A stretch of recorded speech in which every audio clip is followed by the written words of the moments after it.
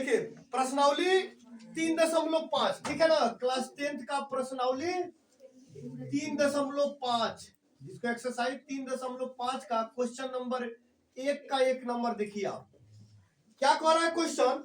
निम्न रैखिक समीकरण के युग में से किसका एक अद्वितीय हल है, किसका कोई हल नहीं है, या किसके अपरिमित रूप से अनेक हल है। अद्वितीय हल की स्थिति में हो उसे क्या करना है, उसे ब्रज गुणन विधि से ज्ञात करें। अद्वितीय हल अभी बताए थे ना, जो अगर विरोधी समीकरण होगा जो अविरोधी समीकरण होगा उसको हम क्या कहेंगे, अद्वितीय हल कहेंगे। आइए यहां हम देखते हैं question. x minus 3y equal to 3 minus x minus 3y minus 3 equal to 0। दूसरा 3x minus 9y equal to minus है यहाँ ना -2 इक्वल टू 0। ठीक है, चलिए इसको पहले आप समीकरण में बदलिए या a1 a2 a3 छाटिए। ठीक है ना, देखो a1 बराबर क्या है, यहाँ कुछ नहीं है तो 1 माना जाता है 1। b1 बराबर क्या है -3 और c1 बराबर -3। कोई दिक्कत, चलो इसमें देखो इसका a2 बराबर क्या हो जाएगा 3, अब b2 बराबर -9, c2 बराबर -2। कोई दिक्कत है, चलिए अब इसको हम चेक करेंगे कि ये विरोधी समीकरण है कि अविरोधी है कि आश्रित समीकरण है, तीनों में से कौन सा समीकरण है। तो इसके लिए एक फॉर्मूला क्या है, a1 बटा a2 बराबर b1 बटा b2 बराबर c1 बटा c2। चेक करने के लिए आश्रित समीकरण का रूप लिखेंगे, उसके बाद इसका मान रखेंगे, कौन सा मान होगा उस हिसाब से हम काम करेंगे।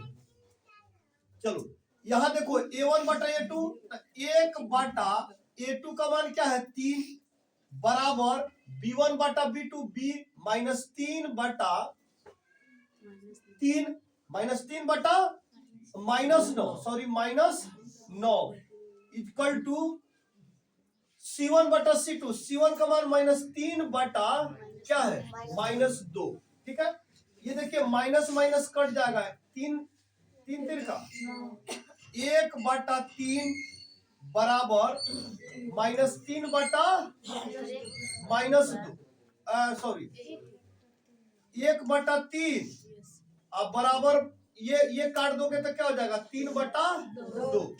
बताइए तो इसमें बराबर कौन है, बराबर ये बराबर है और ये बराबर नहीं है, तो बताइए ये कौन सा हल हो जाएगा, विरोधी समीकरण। विरोधी होगा, ये विरोधी समीकरण होगा। तब विरोधी का क्या हल है, कोई हल नहीं। इसका आंसर क्या है जी, इसका कोई हल नहीं, मेरे आंसर कुछ नहीं है ना, कोई हल नहीं। हाँ ठीक है, चलिए देखिए यहाँ जब अभी बताया है, हाँ उसमें देखिए फॉर्मूला में देखिए अभी बताए थे ना, हाँ सुनिए ठीक है। यहाँ जब हमारा जब 3 को बताए थे a1 बटा a2 b1 बटा b2 और c1 बटा c2, देखे ध्यान से, अब समझ में आ गया हमको। यहाँ जो है इस फॉर्मूला पे आप लेके चलेंगे, बताओ इसमें कौन सा भाग बराबर है, ये भाग बराबर है और ये बराबर नहीं है। तो ये बताए थे अगर ये भाग बराबर नहीं होगा तो क्या होगा, अविरोधी समीकरण होगा, और ये कोई भाग बराबर नहीं होगा तो ये कौन समीकरण होगा, आश्रित समीकरण।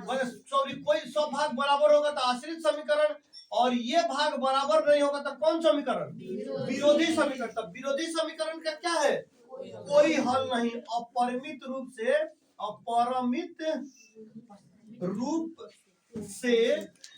कोई हल नहीं। आया बात समझ में, तो अपरिमित रूप से कोई हल नहीं। देखिए इसका अपरिमित रूप से क्या हो जाएगा, ये इसका कोई हल नहीं होगा। क्या होगा, कोई हल नहीं होगा। कोई हल नहीं इसलिए नहीं क्योंकि हमारा ये भाग बराबर है और ये भाग बराबर है, ये भाग बराबर नहीं है, तो ये कौन समीकरण में जाएगा, विरोधी समीकरण। तो विरोधी समीकरण का पता है कोई हल नहीं होता है, कोई हल नहीं होगा आपका, ये उतारिए।